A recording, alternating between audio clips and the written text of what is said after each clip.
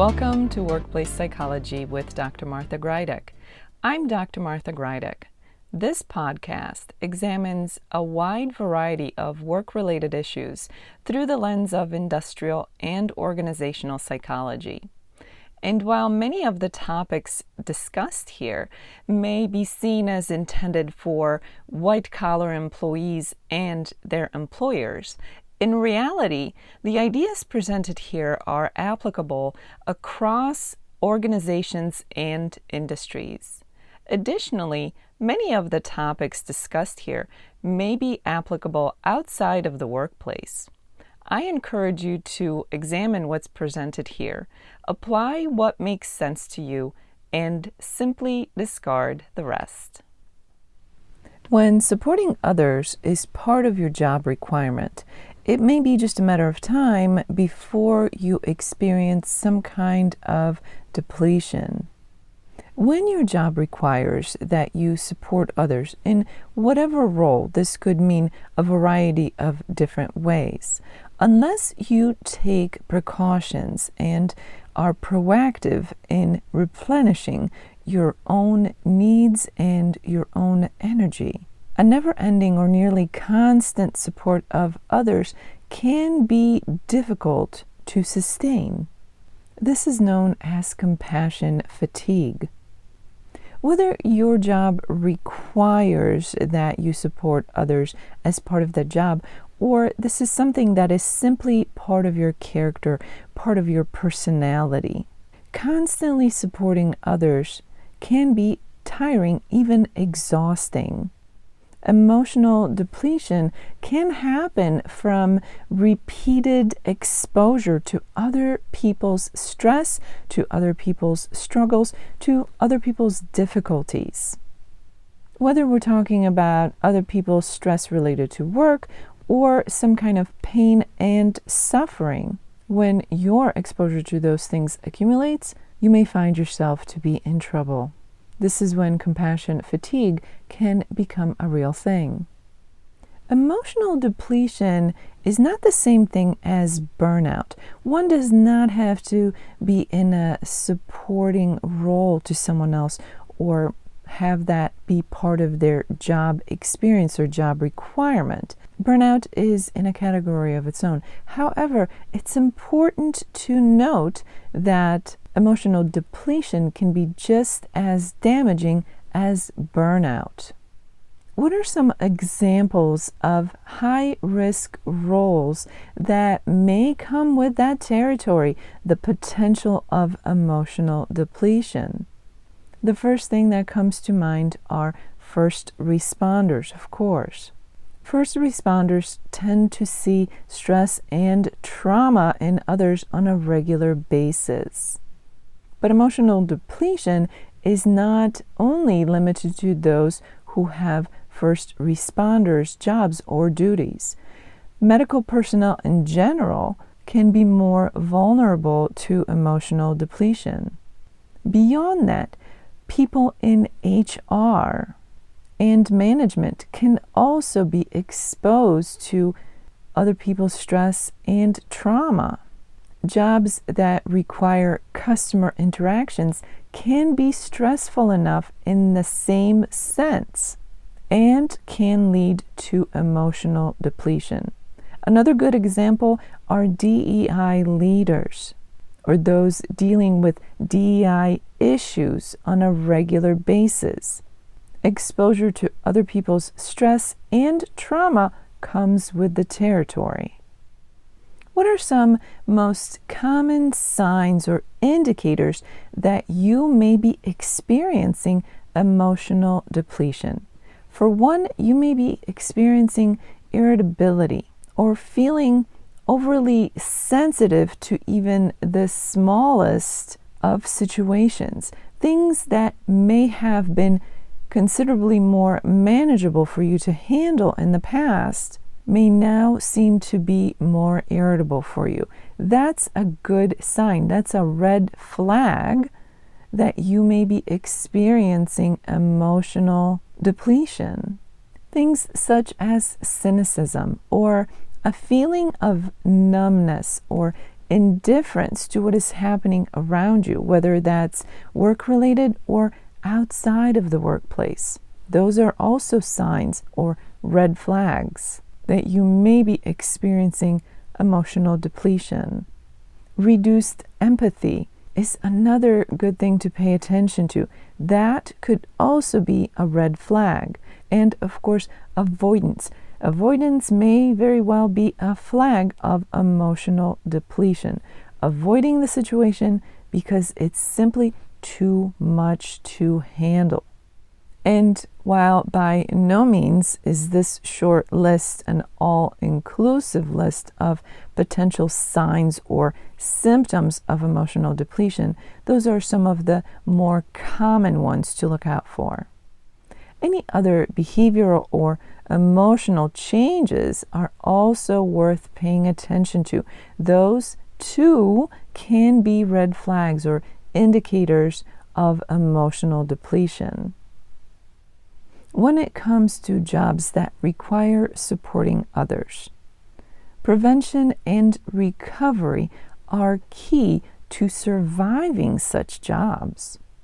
And of course, we want to go beyond mere survival. We want to be able to enjoy our jobs and even thrive in those positions.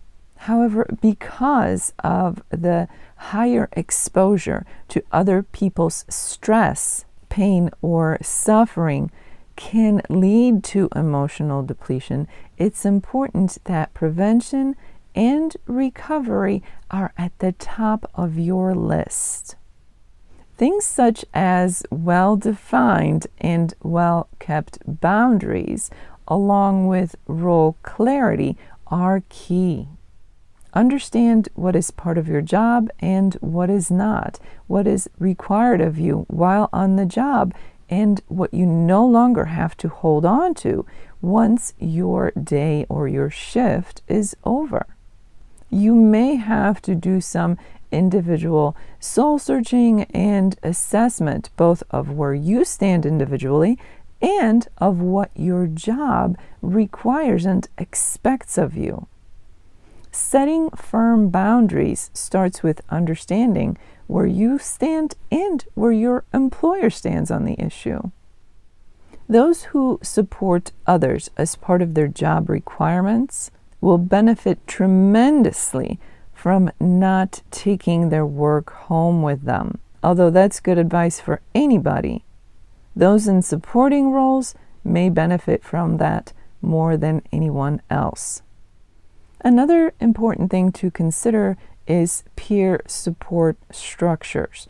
While it's important to have support outside of the workplace in your personal life, peer support structures, especially those who support others as part of their daily workplace experience, is quite critical. Whether that means supporting one another amongst those individuals at an organization who share similar responsibilities, are part of the same department, or simply want to form a support network. Whatever the case may be, peer support can be critical when it comes to being able to not experience emotional depletion at work. We also have to look at supervisors, those who oversee the individuals who are in such supporting roles. There have to be clear expectations, clear boundaries that the supervisor or manager has to help the individual to understand and keep. But also there has to be regular communication, regular check-ins between the supervisor or manager and the individual who holds the supporting role for others. One cannot continuously support other people without being supported themselves. This is why supervision and peer support is so important. Beyond peer support and supervision support, individuals have a responsibility to themselves to engage in daily, regular practices that will help to reinforce boundaries and help to separate work from non-work domains. Self-care is an important part of those practices. An individual can have all the best peer support and supervision support at work, but if he or she is not taking the responsibility to define and keep their own boundaries between work and non-work, between what is theirs to keep and hold on to and what isn't, external support can only do so much. As you can see, this is a collaborative effort. The organization has a responsibility as well. Not only must the organization properly train individual employees in dealing with high demands in terms of supporting other people, how to keep boundaries, how to engage in self-care, and how to separate work from non-work. But the organization also has the responsibility of training any managers and supervisors who support those individuals in support roles. Having realistic expectations, reasonable caseloads, and engaging in practices such as rotations that may allow some relief for people whose responsibilities are particularly demanding.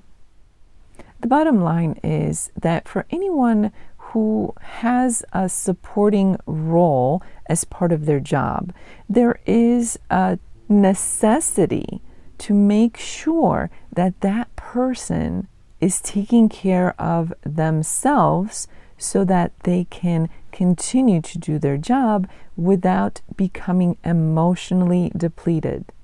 The efforts come from the collaboration of not only the individual, but also peers, managers or supervisors, and the organization as a whole.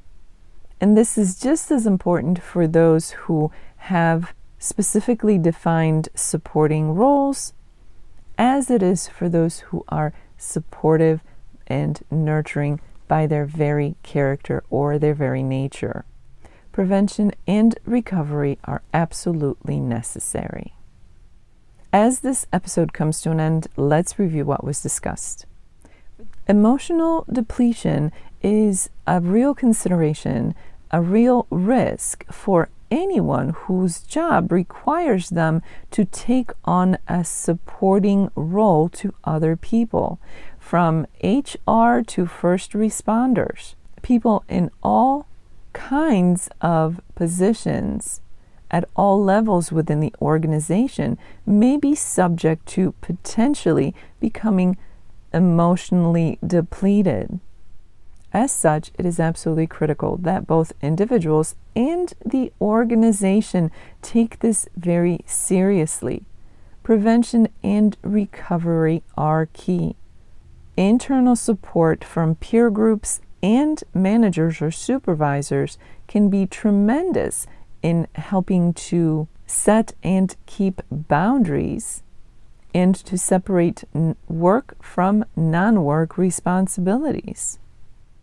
As this week unfolds, I encourage you to consider what you've learned in this episode. Are you someone who is in a position within the organization where supporting others is part of your responsibilities? Or perhaps is this something that comes to you naturally as part of who you are, your character? What do you do in order to prevent emotional depletion and to recover on a regular basis? What kind of support system do you provide for yourself, and do you have support from others around you, both within the organization and even outside of the workplace? This is a good opportunity to start a conversation, especially if supporting others is part of your experience. For those of you who experience this podcast in an audio-only version, I encourage you to check out my YouTube channel, Stress Free with Dr. G, where you can find the video version of the podcasts. While you're there, check out some of the other videos. They focus on stress management. Stress Free with Dr. G is available on YouTube, and the link for that is in the description below. Thank you for joining me today. Please subscribe to this podcast.